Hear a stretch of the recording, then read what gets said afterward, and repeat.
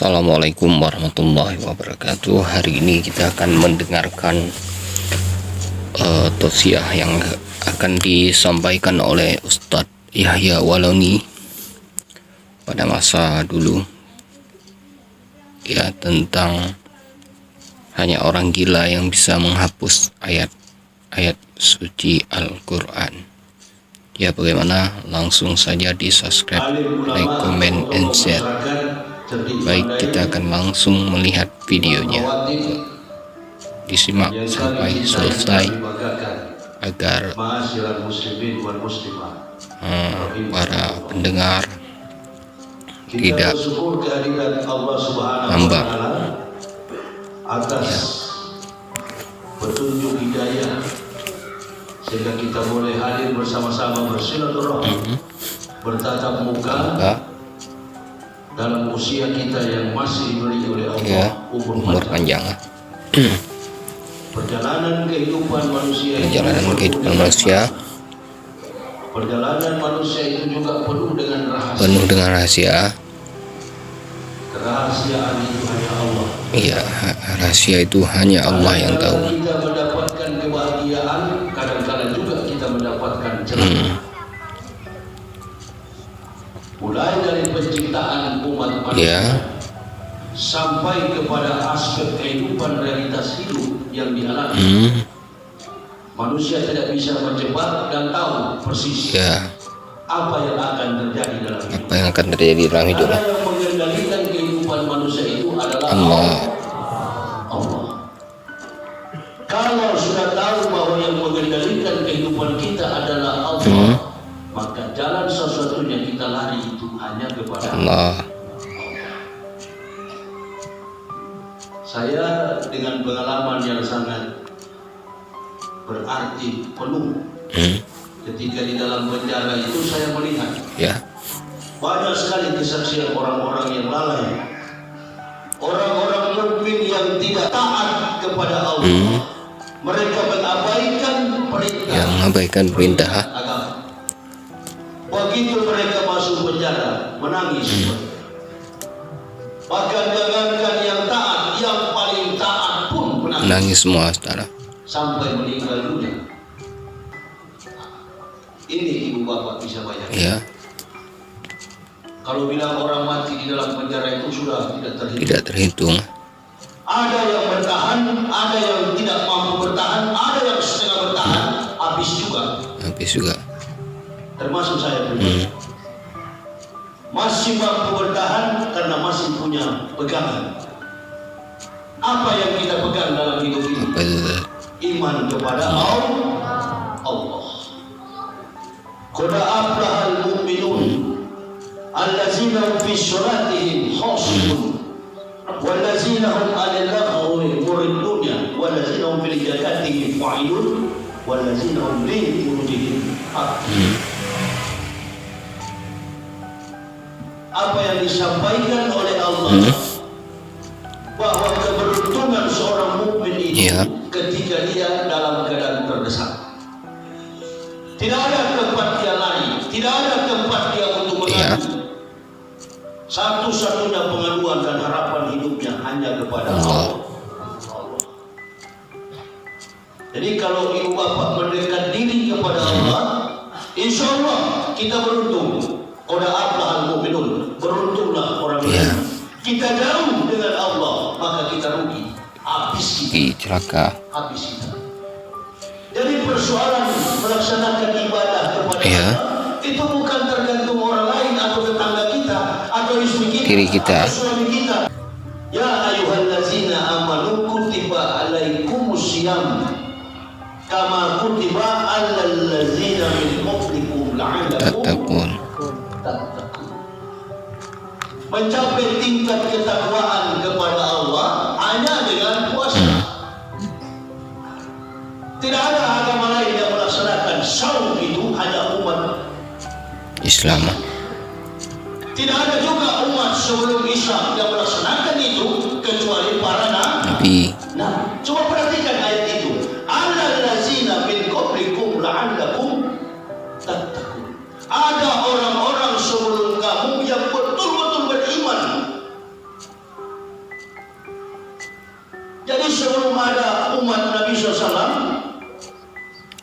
Sebelum ada umat Islam, ada orang yang sebelum mereka yang sudah beriman. Siapa mereka? Nabi dan para pengikut-pengikut. Ya. Itu.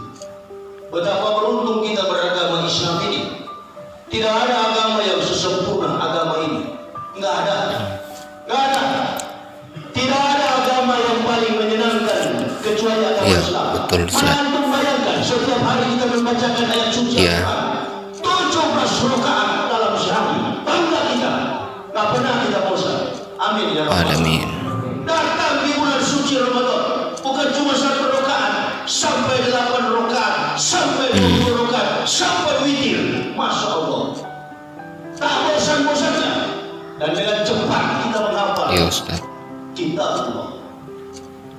Ada koran yang paling terkenal di Sumatera Barat ini. Apa nama koran yang paling terkenal di Sumatera Barat ini? Apa namanya? Padang Pos atau apa? Sumber Pos. Kalau di kampung saya di Manado, Manado Pos. Ada itu. Coba hitung berapa halaman dari sumber yang ada dalam setiap data statistik, data kemampuan akademik, data kemampuan sosiokultur, persoalan-persoalan masyarakat yang ada di dalam Quran. Dari halaman 1 sampai 10 atau dari halaman 1 sampai 20. Adakah dalam satu hari orang mampu menghafal Quran dari halaman 1 sampai 12 sampai 20, dari halaman pertama sampai halaman 20? Ada nggak? Tunggu saja 1-2 hari. Anak-anak cucu kita yang umurnya belum dewasa, umurnya umurnya masih balita, 5 tahun, kecil sekali, sudah menghabis 30 juz. 30 juz. Amin ya Rabbal Alamin. Qad aflahal mu'minun. Beruntung mereka. Beruntung. Orang beriman, orang Islam. Jadi ibu bapak, saudara-saudaraku, rugi sekali orang yang keluar dari Islam, murtad dari Islam. Ya. Itu Taifuddin Ibrahim yang dari Nusa Tenggara Barat. Ya.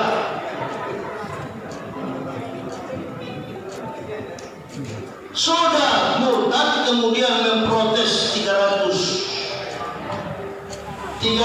daripada kitabullah, ayatullah. Dia hafalkan Al-Quran.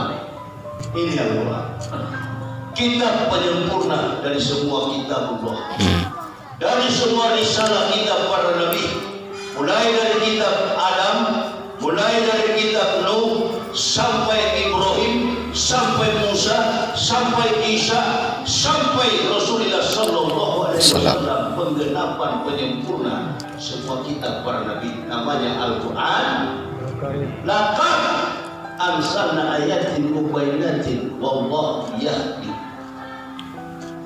man yas'a ila siratal mustaqim. Itu. Ya Ustaz. Jadi Allah memberikan kepada Rasulullah bukan menyampaikan agama Islam. Ya. Agama Islam itu sudah ada. Perintah sholat sudah ada. Perintah ibadah sudah Ya. ada. Perintah saum, puasa Sudah ada Ustaz. Tapi tidak sempurna setelah datangnya Rasulullah Sallallahu Alaihi Wasallam. baru menjadi sempurna. Baru sempurna. Islam di Indonesia ini semakin hari bukan semakin maju. Perhatikan baik-baik. Islam di Indonesia ini bukan semakin hari semakin maju. Islam di Indonesia semakin hari semakin hancur. Siapa yang bikin hancur? Bukan buatnya orang kafir, bukan banyaknya kafir, banyaknya Munafik. Ini pejabat-pejabat kita terlalu banyak Munafik. munafik. Kalau bahasa Arabnya munafiak. Nah itu. Munafik. Karena terlalu tegak bahasa tidak. Itu bukan bahasa Minang, bahasa Arab. Munafiak. Itu bahasa Arab asli. Kalau saya pakai bahasa Arab nanti bapak nggak ngerti. Yang betul bahasa Arabnya munafiak. Bayangkan Nabi punya sahabat, Nabi punya teman, Nabi punya relasi yang begitu ketat, kuat. Ya. Diperintahkan oleh Rasulullah SAW untuk memanggil orang datang beribadah.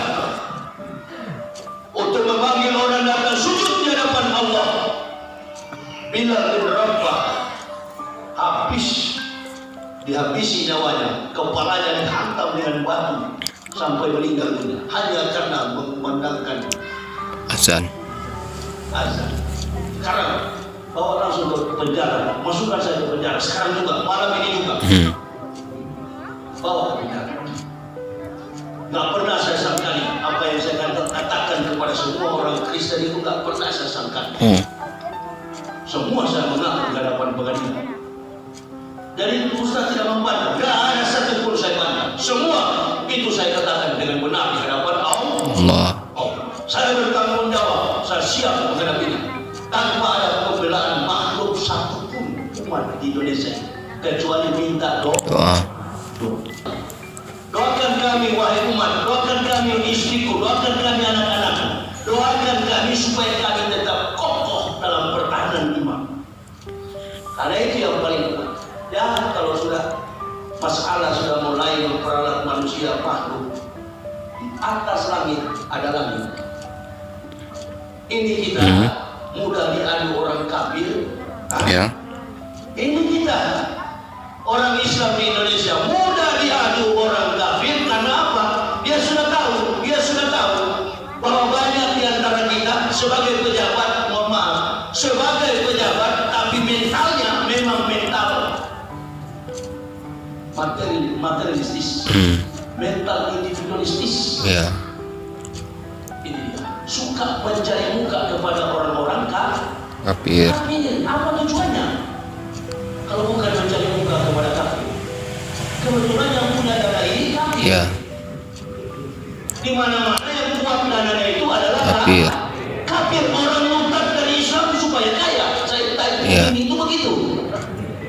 Dia murtad dari Islam supaya bisa ke Amerika. Maka saya bilang kalau ada besok bunyi suara dari bulan sana ada bunyi lonceng gereja, teng, saya masuk Kristen lagi. Tapi cuma satu kesaksian orang masuk Islam karena suara ada. Tidak ada frekuensi suara dari bumi menembus bulan. Tapi dalam satu hari 5 kali terdengar. Hayya lis-shalah, hayya 'alal falah. Dengar. Ini nih yang melarang. Ustaz Abdul Somad kalau jadi Menteri Agama saya dukung betul. Pertama muda, kompetensi, kemampuan akademik dan segala kebijakan, kepiawaian di dalam menerjemahkan rumus teologis dari setiap agama. Kalau dituduh sebagai ustaz yang radikal, di mana radikal? Ya. Luar biasa di pengalaman pemerintah kita ini. Ini apa ini? Karena tak mampu. Ya. Ataupun sarjana tapi indeks prestasi kumulatif barangkali juga invaliditas. Ini ibu bapak. Jadi saya berarti tinggal pikir-pikir ini. Kenapa kita harus begini? Ya. Oh, ketidakmampuan. Nah kita berdoa saja kepada Pak Jokowi tinggal berapa tahun 2 tahun. Itu dia.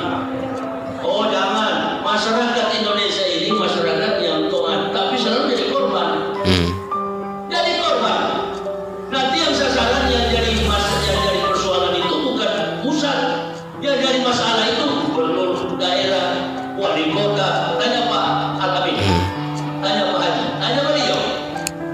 Masyarakat yang mendung nanti mau pejabat daerah. Ya. Tapi kebijakan yang diturunkan semuanya harus diikuti yang di atas. Betul. Nah, di era Jokowi ini masyarakat jadi sasaran. Apa kalau di pukulan di tinggi itu samsak? Jadi pukulan. Minyak goreng habis ribut. Orang pura-pura turun pakai jaket apa itu? Padahal dia sendiri yang bermain semua. Abu Nawas. Sudahlah yang begitu-gitu.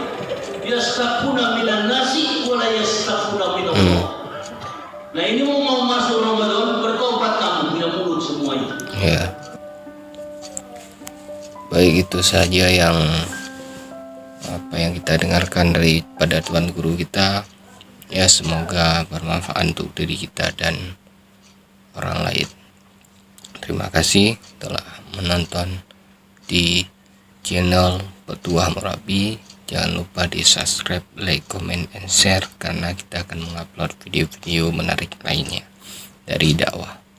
Baik, saya akhiri, wabillahi taufik wal hidayah. Wassalamualaikum warahmatullahi wabarakatuh.